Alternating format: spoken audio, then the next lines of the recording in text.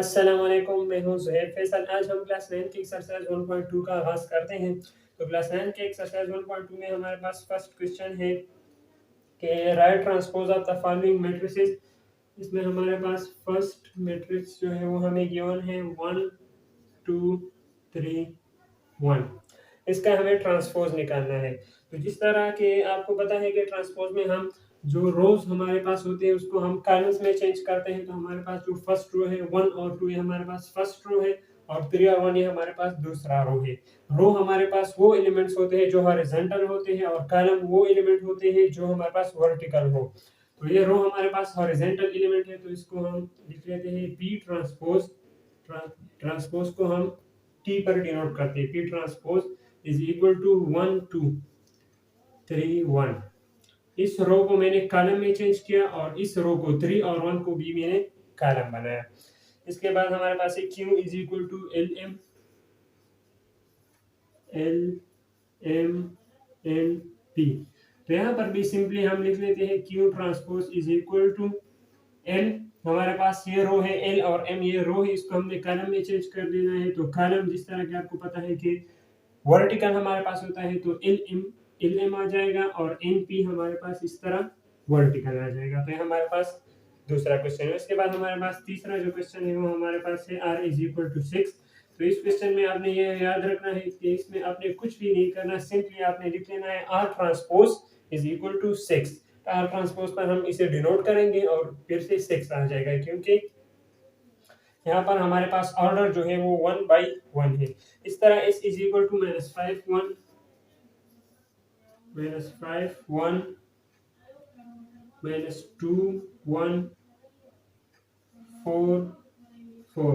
ये हमारे पास चौथा क्वेश्चन है। तो इसका आप लिख लेंगे, इसको हम इस ट्रांसपोज में तब्दील कर लेंगे। इस ट्रांसपोज इज इक्वल टू -5 और 1 को हम कॉलम में चेंज कर लेंगे। तो हमारे पास आ जाएगा -5 1 -2 और 1 को भी कॉलम में और 4 4।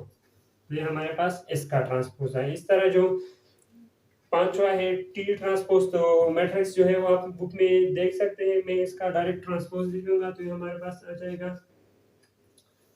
T transpose is equal to, यहाँ पर भी हम जो कॉलम्स हमारे पास होंगे उसको हम रोज में चेंज, जो रोज हमारे पास होंगे उसको हम कॉलम में चेंज करेंगे। तो फर्स्ट 6 7 8 हमारे पास रो है, उसको हम कॉलम में चेंज कर लेते हैं। तो हमारे पास आ जाएगा 6 7 8। इसके बाद 13 1 3 और 2 4 5। इसका मैं सेट भी मैट्रिक्स भी आपको लिख लेता हूँ। हमारे पास है टी इज इक्वल टू 6 7 8 13 1 3 2 4 5। ये मैट्रिक्स है हमारे पास। इसको हमने टी ट्रांसपोज में चेंज कर लिया। 6 7 8 हमारे पास फर्स्ट रो था, इसको हमने फर्स्ट कॉलम में चेंज किया। 13 1 3 सेकंड रो, इसको हमने सेकंड कॉलम में चेंज किया और 2 4 5 को भी हमने कॉलम में चेंज किया। तो हमारे पास ट्रांसपोज ऑफ द मैट्रिक्स हो गया। इसके बाद हमारे पास जो दूसरा क्वेश्चन है वो है which of the following matrices are transpose of each other.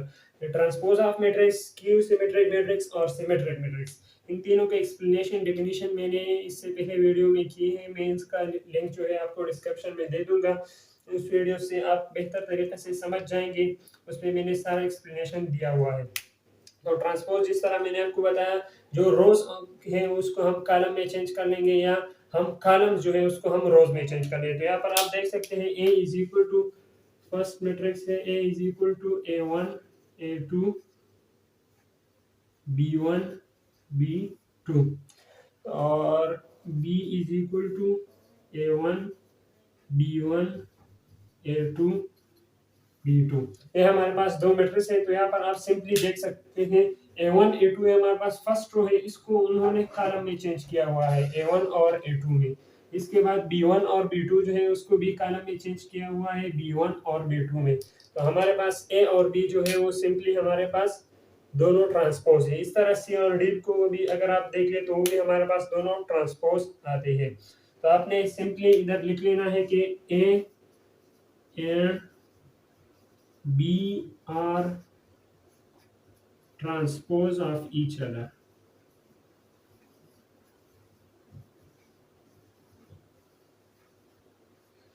दोनों के आखिर में आपने ये स्टेटमेंट ज़रूर लिखना है। नेक्स्ट हमारे पास क्वेश्चन नंबर 3 है, which of the following are symmetric matrix. हमें जो गिवन मैट्रिक्स है उसमें हमें बताना है कि इनमें से कौन से जो है वो सिमेट्रिक मैट्रिक्स है। फर्स्ट मैट्रिक्स है A इज इक्वल टू 5 -7 -1 5। तो जिस तरह के मैंने आपको बताया था कि सिमेट्रिक मैट्रिक्स वो मैट्रिक्स होते हैं जो ये रूल ओबे करते हैं, A is equal to A transpose. यानी हमारे पास जो ए मैट्रिक्स है उसका जब हम ट्रांसपोज निकाल लेते हैं ए ट्रांसपोज, तो वो ट्रांसपोज इस ए के बराबर होगा। अगर ये इसके बराबर होगा तो फिर हमारे पास ये मैट्रिक्स ए क्या है, सिमेट्रिक मैट्रिक्स है। तो हम फर्स्ट ए ट्रांसपोज फाइंड कर लेते हैं। A transpose is equal to जो हमारे पास रो है उसको हम कॉलम में चेंज कर लेते हैं, तो हमारे पास आ जाएगा 5 -7 और -1 5। तो ये हमारे पास ए ट्रांसपोज है। तो जिस तरह के आप देख सकते हैं कि A is not equal to A transpose, आपने लिख लेना है is A is not equal to A transpose, so matrix A is not symmetric matrix. इस तरह क्वेश्चन नंबर 2 में है बी इज इक्वल टू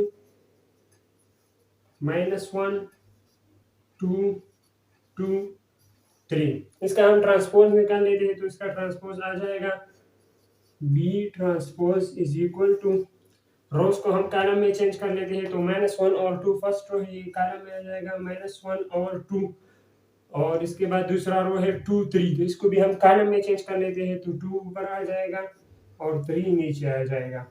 तो जिस तरह के आप देख सकते हैं कि बी जो है वो बी ट्रांसपोज के इक्वल है, दोनों बराबर हैं। तो आपने लिख लेना है as B is equal to B transpose, so matrix B is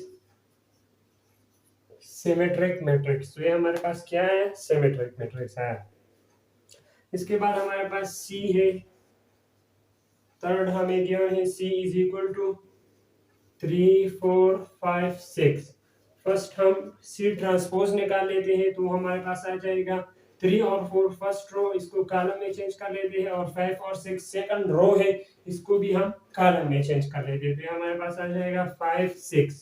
तो सी जो है वो सी के बराबर नहीं है, तो इस वजह से हमारे पास जो सी मैट्रिक्स है वो हमारे पास सिमेट्रिक मैट्रिक्स नहीं है। इसके बाद हमारे पास जो डी है उसमें हमें गिवन है डी इज इक्वल टू 1 2 3 4 5 6, ये हमें गिवन है। इसका हम ट्रांसपोज निकाल लेते हैं, तो हमारे पास आ जाएगा D transpose is equal to जो फर्स्ट रो है हमारे पास 1 2 3, उसको हम कॉलम में चेंज कर लेते हैं, हमारे पास आ जाएगा 1 2 3 और 4 5 6।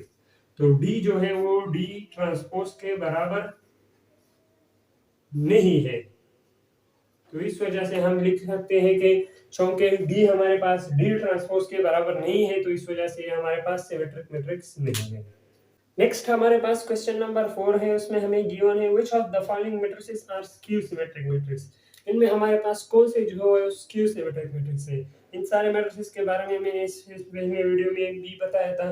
तो स्क्यू सिमेट्रिक मैट्रिक्स हमारे पास वो मैट्रिक्स होते हैं जो हमारे पास ये रूल ओबे करे कि -a is equal to a transpose, यानी हमें एक मैट्रिक्स गिवन है a, तो उसका अगर हम -a निकालें, यानी माइनस से मल्टीप्लाई करें, तो वो बराबर होगा a ट्रांसपोज की। अगर हम a का ट्रांसपोज निकालें तो इसके इक्वल होगा।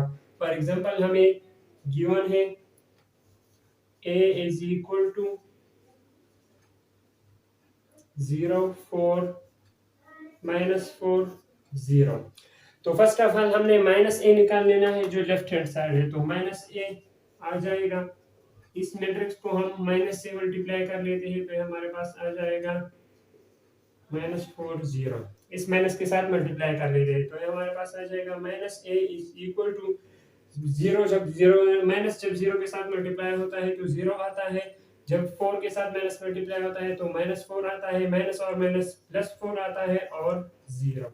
तो ये हमारे पास इक्वेशन 1 यानी -a आया। अब इसके बाद हमें a ट्रांसपोज निकाल लेना है, तो a ट्रांसपोज हमारे पास आ जाएगा वही ए मैट्रिक्स है उसका हम क्या निकाल लेते हैं, ट्रांसपोज। तो हमारे पास ये फर्स्ट रो है, तो रो को हम 0 और 4 रो को हम कॉलम में चेंज कर लेते हैं, तो हमारे पास 0 4 कॉलम में हमने चेंज किया, और -4 0 ये हमारे पास दूसरा कॉलम हुआ। ये हमारे पास इक्वेशन 2 आया। तो अब अगर आप इन दोनों मैट्रिसेस को देखें तो ये हमारे पास सेम आते हैं। इस वजह से हम लिख सकते हैं कि as minus A is equal to A transpose, so matrix A is skew symmetric matrix. Last में आपने ये स्टेटमेंट जरूर लिखना है। तो हमारे पास फर्स्ट नंबर है, इसके बाद हमारे पास जो दूसरा गिवन है बी इज इक्वल टू 0 -5 5 0। ये भी फर्स्ट क्वेश्चन की तरह है। फर्स्ट हम माइनस बी निकाल देते हैं, तो माइनस के साथ हम इसे मल्टीप्लाई कर देते हैं, तो माइनस और 0 जब मल्टीप्लाई होता है 0, माइनस और -5 जब मल्टीप्लाई होता है तो +5, ये -5 और 0। इसके बाद हम बी ट्रांसपोज निकाल लेते हैं, ये फर्स्ट इक्वेशन हुआ। तो बी ट्रांसपोज हमारे पास आ जाएगा 0 5 -5 0 -5 0, यानी 0 और -5 हमारे पास फर्स्ट रो था, इसको हमने इस रो को हमने कॉलम में चेंज किया। इसके बाद 5 और 0 5 0 इसको भी कॉलम में चेंज किया। तो is minus B is equal to B transpose के बराबर है। तो इस वजह से हम लिख सकते हैं कि हमारे पास क्या है, स्क्यू सिमेट्रिक मैट्रिक्स है। इसके बाद जो क्वेश्चन नंबर 3 है उसमें हमें गिवन है C इज इक्वल टू 0 7 7 0। तो जिस तरह के मैंने आपको बताया, फर्स्ट हम क्या निकालेंगे, -c निकालेंगे, तो हमारे पास आ जाएगा 0 -7 -7 0। मैंने सिंपली इस मैट्रिक्स के साथ माइनस को मल्टीप्लाई किया। अब इसके बाद C ट्रांसपोज हम निकाल लेते हैं, ये इक्वेशन 1 हुआ। तो C ट्रांसपोज हमारे पास आ जाएगा 0 और 7 को हम वर्टिकल लिख लेते हैं, तो 0 7 और 7 0 को भी वर्टिकल लिख लिए, तो हमारे पास 7 0। तो ये हमारे पास इक्वेशन 2 हुआ। तो शो के -c हमारे पास बराबर नहीं है C ट्रांसपोज के, इस वजह से हमारे पास जो मैट्रिक्स है C वो हमारे पास स्क्यू सिमेट्रिक मैट्रिक्स नहीं है। इसके बाद हमारे पास जो लास्ट क्वेश्चन है वो गिवन है D इज इक्वल टू 0 3 2 -3 0 1 -2 -1 0।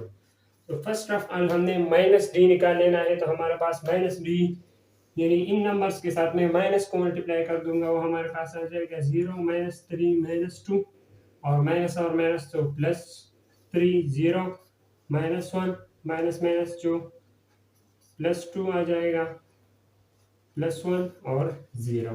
ये हमारे पास इक्वेशन 1 आया। इसके बाद मैं D ट्रांसपोज निकाल लेता हूँ, वो हमारे पास आ जाएगा 0 3 2 रो है, इसको हम कॉलम में चेंज कर लेते हैं, तो ये हमारे पास आ जाएगा 0 3 2 -3 0 1 और -2 -1 0। ये हमारे पास इक्वेशन 2 आया। तब अगर आप गौर से इन दोनों मैट्रिसेस को देखो तो हमारे पास क्या आते हैं, सेम आते हैं। तो इस वजह से हम लिख सकते हैं कि as -d is equal to D transpose, so matrix D is skew symmetric matrix। तो ये हमारे पास एक्सरसाइज 1.2 है। उम्मीद है कि आपको समझ आ गया होगा। मिलते हैं नेक्स्ट वीडियो में। अल्लाह हाफिज।